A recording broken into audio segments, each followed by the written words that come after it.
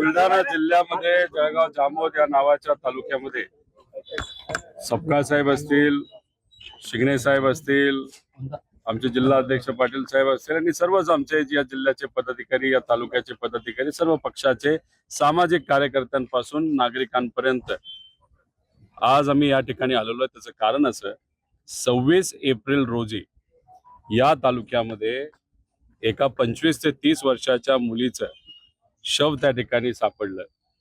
तिचा गळा कापला होता, तिचा चेहरा जो होता तो जाळण्यात आला होता, त्याच्यावर कुठेही स्किन राहिली नव्हती, पण नुसतं हाडच तिथं होते आणि वरचा जो भाग असतो, जो आपल्या कमरेच्या वरचा भाग, तो पूर्णपणे जाळला गेला होता. आणि मग 26 एप्रिलला ही घटना सापडल्यानंतर पोलिसांचा या बाबतीतला तपास सुरू झाला. SP साहेब, ॲडिशनल SP याच्यात लक्ष देऊन होते असं आम्हाला त्या ठिकाणी कळलं. त्यांनी तिथं त्या धरणाजवळ जाऊन तिथं व्हिजिट सुद्धा तिथं केली आणि व्हिजिट केल्यानंतर मग नंतर बराच तपास झाल्यानंतर त्या ठिकाणी मध्य प्रदेश या राज्यामध्ये नजीकच्या एका गावामध्ये, म्हणजे इथून 100 किलोमीटर असणाऱ्या गावामध्ये एका वडिलाली आपली मुलगी ही बेपत्ता झाली अशी कंप्लेंट पोलीस स्टेशनमध्ये मध्य प्रदेशमध्ये दिली होती. मग तिथं पोलीस आपले गेले, महाराष्ट्रातले, त्या वडिलाला धरलं, भावाला धरलं. मग जळगाव जामोदमध्ये त्यांना या ठिकाणी आणण्यात आलं आणि आणल्यानंतर आम्हाला जे कळालं इथं असणाऱ्या लोकांकडनं आणि काही व्हिडिओ आम्ही जे बघितले नातलगाचे, त्यांच्या मित्रपरिवारांचे, त्याच्यामध्ये असं सांगण्यात आलं की त्यांना उलट टांगलं, त्यांना मारण्यात आलं. त्यांना बेदम मारल्यानंतर त्यांच्याकडे वधून घेतलं की त्यांची जी मुलगी मिसिंग आहे आणि इथं जे शव सापडले, जी बॉडी सापडली, ज्या महिलेचा मृत्यू झाला ती तीच आहे, तिला आम्ही मारलं आणि इथं महाराष्ट्रामध्ये या तालुक्यात आणून तिला टाकलं, असं त्यांच्याकडनं वधवून घेतलं.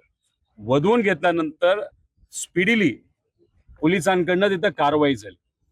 त्या दोघांना जिथं तो घटना घडली होती, मुलीला मारलं होतं, तिथं नेलं गेलं.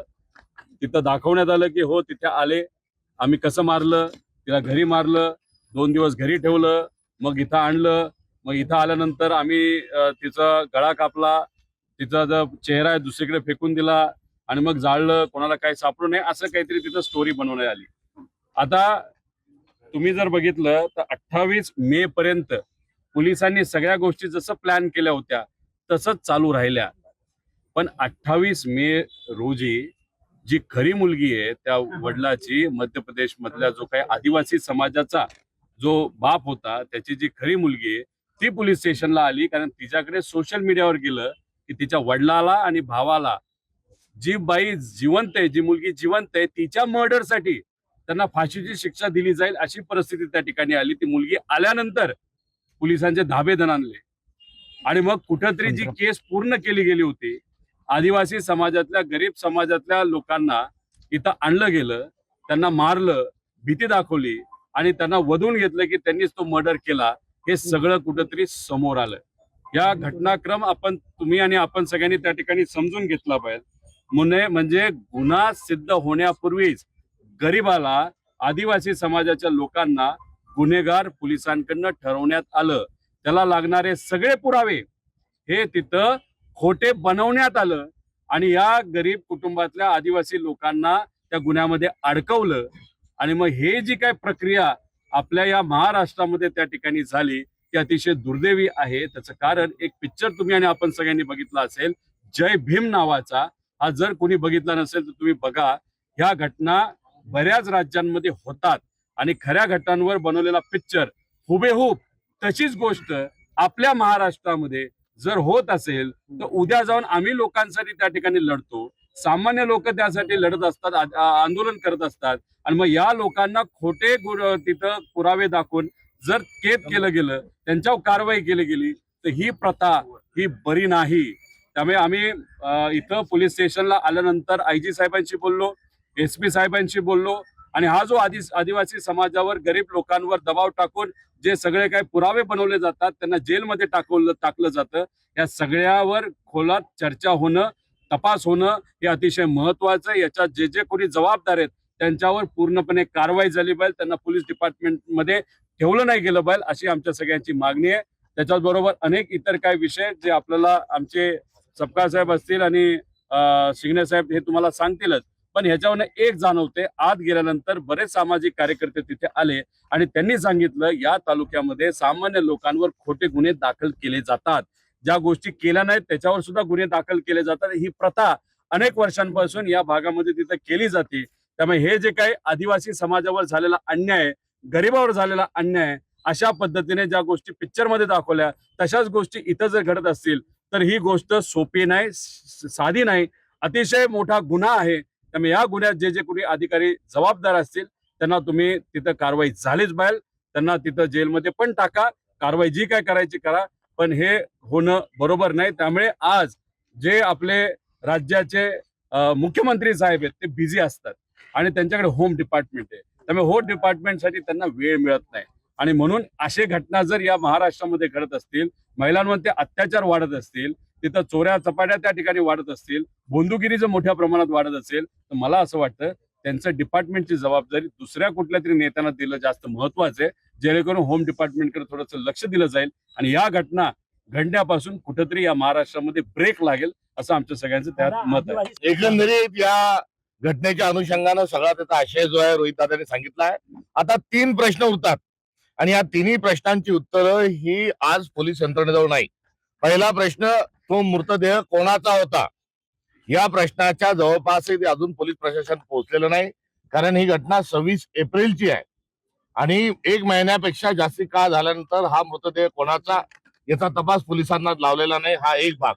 दुसरा, चोर सोडून संन्यासाला फाशी. इथे तर चोर सोडून, खुनी सोडून बापाला आणि भावालाच फाशी देण्यापर्यंत पोलिसांची मदत गेली होती आणि ती मदत जात असताना त्या कथित मुलीच्या वडिलांना, भावांना इथे आणलं, पोलीस स्टेशन मध्ये त्यांना मारझोड झाली, त्यांच्यावर 3rd डिग्रीचा वापर केला गेला, त्यांच्याकडून खोटा कबुली जबाब लिहून घेतला गेला आणि त्यांचे पोलीस स्टेशन मध्ये गेलेले जे 20 दिवस आहे, त्यांचा झालेला जो मनस्ताप आहे, त्यांनी खाल्लेला जो मार आहे, त्यांनी एकंदरीत या संदर्भामध्ये त्यांचं झालेलं जे नुकसान आहे याला जबाबदार कोण, हा दुसरा प्रश्न आहे. आणि सर्वात महत्वाचा कळीचा प्रश्न तिसरा आहे की आता पोलीस जे आहे ही सावरासावर करते आहे. याच्यातील संघटित गुन्ह्याचा हा प्रकार आहे आणि संघटित गुन्ह्यांमध्ये जे गुंड आहेत त्या गुंडांच्या ऐवजी दुर्दैवानं या संघटित गुन्ह्यामध्ये पोलीस आहे.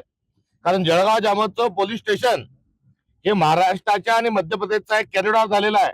महाराष्ट्रात येणारा तमाम गुटखा याच मार्गाने येतो, महाराष्ट्रात अफीमचा जो वापर येतो ती याच मार्गाने, याच कॉरिडॉरच्या माध्यमातून येतो. एवढंच नाही तर नकली दारू देखील याच मार्गाने येते आणि यासोबतच जे देशी कट्टे जे आहेत त्या देशी कट्टे देखील याच मार्गाने येतात आणि या मार्गाने येत असताना इथले जे दलाल आहेत, याचा व्यापार करणारे जे लोक आहेत, तिथे कुणी हस्तक असतील तो विषय निराळा आहे. मात्र दस्तूरखुद पोलीस यंत्रणा आणि पोलीसचं जळगाव जामोदचं पोलीस स्टेशन आणि त्यांचे संपूर्ण वरिष्ठ हे यामध्ये त्यांचा सहभाग असल्याचं या निमित्तानं पुन्हा एकदा सांगत असताना त्याचा जो संबंध आहे आणि तात्पर्य आहे तो हा आहे की कोणीतरी मोठ्या या खुनाच्या मागे कोणीतरी एक मोठी व्यक्ती आहे जिला राजकीय आश्रय आहे आणि त्या राजकीय आश्रय असणाऱ्या व्यक्तींनी केलेला जो खून आहे तो मध्य प्रदेशचे पोलीस आणि महाराष्ट्रातले पोलीस या दोघांना पोलीस म्हणत असताना मला दुःख होत आहे. मात्र हे मोक्काचे असणारे जे आरोपी आहे यांनी या मुर्द्याची विल्हेवाट लावण्याच्या अनुषंगानं हा जे मृतदेह आहे तो आपल्या जिल्ह्यामधून आणून जाळलाय. त्यामुळे यामागे एक फार मोठं कट कारस्थान हे दडलेलं आहे आणि हे प्रकरण थेट सीबीआयपर्यंत तपासाला गेलं पाहिजे अशी एकंदरीत या प्रकरणाची असणारी व्याप्ती आहे. आता यामध्ये छोट्या अधिकाऱ्यांवर कारवाई, कॉन्स्टेबलवर कारवाई अशी तातूरमातूरची कारवाई केल्या जात आहे. ही देखील एक पोलिसांची या प्रकरणाला कुठेतरी रफादफा करण्याचा हा या हत्याकांडातला दुसरा अंक हा पोलीस खेळत आहे. त्यामुळे इथले जे ऍडिशनल एसपी जे आहेत, जे IPS आहे, यांच्यापासून बुलढाण्यातल्या LCB पर्यंत आणि LCB पासून जो हा त्रिकोण आहे तो पोलीस स्टेशन पर्यंत या त्रिकोणांनी मिळून हे कांड केलेलं आहे आणि या तिघांवरही गुन्हे दाखल झाले पाहिजे. आज पोलीस प्रशासन सांगताय आम्ही बडतर्फ करतोय, आज आम्ही त्यांची डिपार्टमेंटल इन्क्वायरी करतोय. अरे डिपार्टमेंटल इन्क्वायरी वगैरे करता हा तुमचा विभागाचा भाग झाला. तुम्ही कर्तव्य बजावण्यात कसुराई केली म्हणून आपण चौकशी करत असाल. मात्र खोटे पुरावे सादर करणे, खोटी कुऱ्हाड, खोटं ज्याची हत्या केली तो सुरा खोटा सादर करणे त्यावर फिंगरप्रिंट खोटे दाखवणे, खोटे आरोपी पकडून आणले, हा देखील एक मॅनिप्युलेशनचा आणि चुकीचे आरोपी पकडण्याचा हा फौजदारी गुन्हा आहे. या फौजदारी गुन्ह्याच्या अनुषंगानं या तपास अधिकाऱ्यावर आणि या कटात सहभागी असणाऱ्या वरिष्ठांवर ताबडतोबीनं कारवाई करावी या मागणी करतात आमचा ठिय्या आतापर्यंत हा या ठिकाणी चाललेला होता. आणि यासोबतच आरोपी म्हणून पकडले कोण, तर गरीबात गरीब माणूस पकडला, जो भारताचा मूळ निवासी आहे, जो आदिवासी आहे, त्या आदिवासींना पकडून आणलं. कारण त्यांचा आवाज जो आहे हा व्यवस्थेपर्यंत ऐकायचा नाही, पोचू द्यायचा प्रश्न येत नाही. आणि या गरिबांना पकडल्यानंतर सॉफ्ट टार्गेट होते, म्हणून आदिवासींना पकडून आणलं. आणि या आदिवासींना पकडून आणल्यावर सामाजिक न्यायाच्या भूमिकेतून आणि कायदा हा अंत्योदयाला शेवटच्या माणसाला संरक्षण देत असल्याच्या अनुषंगानं या प्रकरणातले जे पीडित आहेत हे आदिवासी असल्यामुळे या संपूर्ण तपास यंत्रणेवर अॅट्रॉसिटीचे गुन्हे दाखल करावेत, या प्रामुख्यानं दीर्घ चर्चेच्या अनुषंगानं आमचा ठिय्या हा त्यासाठीच होता. आज आम्ही आमची रितसर त्या अनुषंगानं महाविकास आघाडीचे आमचे तिन्ही जे नेते आहेत, जिल्हा अध्यक्ष जे आहेत, ते आपली तक्रार या ठिकाणी देत आहे. आणि यांनी जर कारवाई केली नाही तर 8 दिवसामध्ये पुन्हा राष्ट्रीय स्तरावरून या ठिकाणी नेते येतील, आदिवासी नेते येतील, काँग्रेस पक्षाचे नेते येतील, विविध आमचे मित्रपक्ष राष्ट्रवादी सगळ्यांचे आमचे नेते येतील. आणि या प्रश्नांच्या अनुषंगाने आम्ही छडा लावल्याशिवाय राहणार नाही, ही असणारी एकंदरीत आमची भूमिका आहे. आणि पोलीस यंत्रणा आमच्या सगळ्या भूमिकेला आणि आमच्या सगळ्या मांडणीला हो म्हणते. आमच्या मुद्द्यांना कायदेशीर आहे का विचारल्यावर तो हो सांगतात आहे, मात्र गुन्हे दाखल करण्याकरता त्यांचा हात कापतोय. त्यांचा हात का कापतोय, तर राज्याचे मुख्यमंत्री देवेंद्र फडणवीस यांचा दबाव आहे त्यांच्यावर. आणि मुख्यमंत्री देवेंद्र फडणवीसांचा दबाव असल्यामुळे या प्रकरणामध्ये योग्य आणि खऱ्या आरोपींवर गुन्हे जे आहेत हे दाखल होत नाही. आणि असे जे गुन्हे घडतात आहे, या गुन्ह्याच्या अनुषंगानं महाराष्ट्राचा गृह विभाग हा पांडू हवालदार चालवत आहे. याचा प्रत्यय एकीकडे जरी येत असला तरी दुसऱ्या बाजूला गळ्याने केस कापण्याचा कावा हा देवेंद्र फडणवीसांजवळ आहे. आणि त्यांच्या काव्याचा वापर करत असताना कोणत्या तरी भारतीय जनता पक्षाच्या नेत्याचं कान लपवण्याकरता पोलीस या सगळ्या प्रकरणावर पडदा टाकू पाहत आहे. पोलिसांना काल संध्याकाळी रात्री कळालं, त्यानंतर काल रात्री एका API ला तिथं निलंबित केलं. म्हणजे कुठेतरी आम्ही इथं आलोच नसतो तर हा विषय दाबला गेला असं कुठेतरी या पोलीस अधिकाऱ्यांना तिथं वाटतं. पण शेवटी मी सर्व पत्रकारांचे आभार व्यक्त करतो की हा विषय अतिशय महत्वाचा असल्यामुळे तुम्ही हा विषय लोकांपर्यंत पोहोचला, आमच्यापर्यंत आला, आमच्या कार्यकर्ते आणि पदाधिकाऱ्यांकडनं सुद्धा तो आला. पण हा विषय का महत्वाचा आहे, कारण गरीब ज्यांच्याकडे दिवसाला 100 रुपये सुद्धा नसतात अशा लोकांना मुद्दामून घाबरून, मारून, आदिवासी समाजाच्या लोकांना आणि इतरही सर्व समाजाच्या लोकांना भीती घालून असं खोटं त्यांनी काहीतरी केलंय असं दाखवून पोलीस कुठेतरी गरीबाला जेलमध्ये टाकतात. असं हे प्रकरण आता कुठेतरी उघड झालेलं आहे. त्या अनुषंगाने हे अतिशय महत्वाचं आज इथं घडलं तर मग इतर ठिकाणी हे घडत नाही असं नाही. त्यामुळे कुठे ना कुठेतरी हे घडत असावं, या गोष्टी घडू नये अशी आमच्या सगळ्यांची भूमिका आहे. दादा, ज्यावेळेस सामान्यांवर अन्याय होतो त्यावेळेस आपण तपास यंत्रणांकडे जातो, मात्र अशा घटना समोर आल्यानंतर तपास यंत्रणांवरचा कुठेतरी विश्वास उडताना दिसतोय. योग्य व्यक्तीला हा प्रश्न तुम्ही विचारलाय, कारण अजयदादांना न्याय देण्यासाठी आम्ही प्रयत्न करतोय, 4 महिने झाले प्रयत्न करतोय. पण अजयदादांसारखा मोठा नेता जो या महाराष्ट्राचा उपमुख्यमंत्री राहून गेलेला आहे, त्यांना न्याय देण्यासाठी सुद्धा हे सरकार दुर्दैवाने त्या ठिकाणी पाठिंबा देत नाही, नाही तर सहकार्य करत नाही. दादांच्या बाबतीत जर ही परिस्थिती असेल तर गरिबांच्या बाबतीत काय परिस्थिती असणार आहे.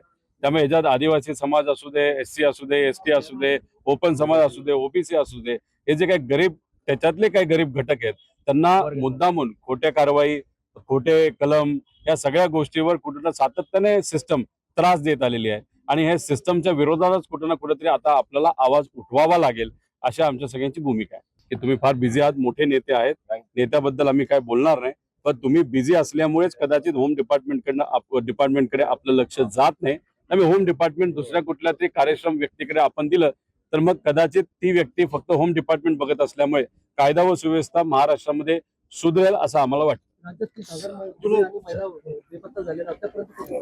टोटल 1.5 लाख महिला आणि मुली या बेपत्ता गेल्या 2 वर्षामध्ये झाल्या होत्या. त्यातल्या 1,20,000 ह्या परत आल्यात, नाहीतर सापडलेल्या आहेत. पण 30,000 महिलांचा आतापर्यंत काहीही तपास लागलेला नाही. दिवसाला 24 बलात्कार आपल्या या महाराष्ट्रामध्ये महिलांच्या बाबतीत होतात, म्हणजे तासाला एक.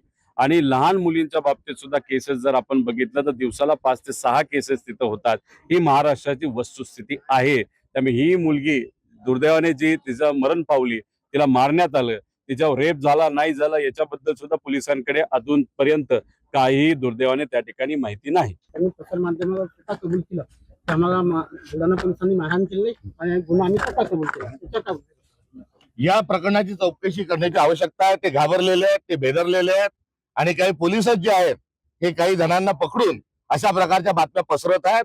त्यामुळे पोलिसांचे हस्तक म्हणून काही मंडळी अशा प्रकारचा वस्तुस्थितीला सोडून अपप्रचार करताना आढळून येतात आहे. जेव्हा शिवानीच्या वडिलांची मुलाखत घेतल्या गेली, जेव्हा कोर्टामध्ये विचारलं गेलं, तेव्हा शिवानीच्या वडिलांनी सांगितलं की इतना बडा बडा दंडा था और मेरे को रातभर मारा. तो देखील पुरावा आणि तो देखील व्हिडिओ आपल्या सगळ्यांच्या नजरेस आहे. मात्र पोलीस तो मी नव्हेच, म्हणजे आता देवेंद्र फडणवीसांना लोकवा लोखंडे पुन्हा म्हणण्याची वेळ ही या सगळ्या प्रकरणाच्या अनुषंगाने आली आहे. काही राजकीय लोकांचा अंतर्भावाचा तुम्ही उल्लेख केला मध्यंतरी, काय नेमका आरोप आहे तुमचा? हे बघा, जेव्हा अशा जल्लद पद्धतीने पोलीस डिपार्टमेंट जेव्हा हालचाली करतं, अजयदादांच्या बाबतीत पोलीस डिपार्टमेंट काहीच करत नाही हे सिद्ध झालंय.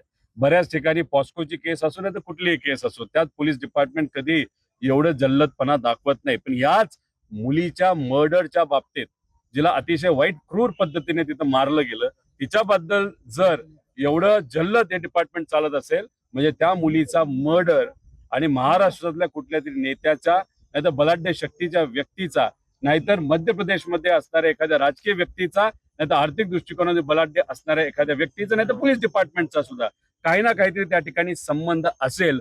म्हणूनच पोलीस डिपार्टमेंट एवढं जल्लद गतीने त्या ठिकाणी पळत होतं, काम करत होतं. बाकी ह्याच्यामध्ये एवढं करत नाही. या बाबतीत तुम्ही का करता, त्यामुळे शंका त्या ठिकाणी निर्माण होते. पोलिसांना आम्ही विचारलं की तिथं जे काही वेपन सापडलं, ज्याने त्या मुलीचा मर्डर केला गेला, गळा कापला गेला, त्याच्यावर कोणाचे ठसे आहेत का? ते म्हणले नाहीत. मग आम्ही विचारलं त्या मुलीवर बलात्कार अत्याचार त्या ठिकाणी झाला, त्याचे काय पुरावे आहेत? ते आमच्यापर्यंत पोहोचला नाही, अजून आम्हाला माहित नाही. त्यात आम्ही म्हणालो की ठीक आहे, आता त्या मुलीचे जे डीएनए असतो तो वडिलांशी चेक केलाय का, भाई तुम्ही क्रॉस व्हेरीफाय केलं का? नाही, ते पण नाही केलं. मग हे सगळ्या गोष्टी न करता सुद्धा तुम्ही एखाद्या गरीबाला डायरेक्ट क्रिमिनल त्या ठिकाणी बनवलं, तुम्ही सिद्ध केलं, नाही तर प्रूव्ह केलं आणि त्याला मात्र फाशीवर त्या ठिकाणी लटकवत असाल. हा गरिबावर, आदिवासी समाजावर, सामान्य लोकांवर झालेला अन्याय आहे. इथं जर ह्या गोष्टी होत असेल तर महाराष्ट्राच्या कुठल्याही डिपार्टमेंटमध्ये ह्या होऊ शकतात अशी भीती आम्हाला त्या ठिकाणी वाटते. हे बघा, आमचं एवढंच मत आहे, डिपार्टमेंट तुम्ही कुठल्या तरी दुसऱ्या व्यक्तीला द्या जे कायदा व सुव्यवस्था महाराष्ट्रामध्ये चांगली व्हावी यासाठी प्रयत्न करते.